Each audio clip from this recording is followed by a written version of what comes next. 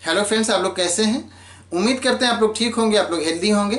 Friends, आज एक question है कि ग्रीन हाउस इफेक्ट क्या होता है। तो ग्रीन हाउस इफेक्ट ये होता है कि हम जानते हैं कि कुछ गैसेस हैं, जैसे कार्बन डाइऑक्साइड है, जैसे मीथेन है।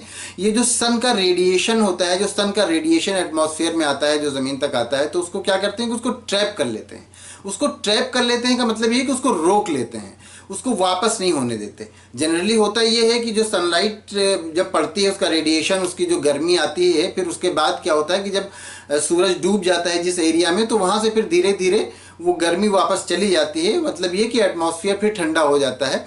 लेकिन जो ये गैसेस है, मीथेन है या कार्बन डाइऑक्साइड है, ये उस रेडिएशन को ट्रैप कर लेती हैं। मतलब ये कि उसको वापस नहीं जाने देती, उसको रोक लेती हैं। तो उसका असर ये होता है कि एटमॉस्फेयर में गर्मी बढ़ जाती है, एटमॉस्फेयर वार्म होने लगता है। तो इसी गर्मी बढ़ जाने को, इसी को कहा जाता है ग्रीन हाउस इफेक्ट। मतलब ये कि जो हमारे एटमॉस्फेयर में गैसेस हैं, जैसे कार्बन डाइऑक्साइड, मीथेन वगैरह, इनका उस रेडिएशन को ट्रैप कर लेना और उसको रिटर्न ना होने देना, और इसका इफेक्ट, इसका असर ये होना कि एटमॉस्फेयर में गर्मी का बढ़ जाना, इसी को कहा जाता है ग्रीन हाउस इफेक्ट।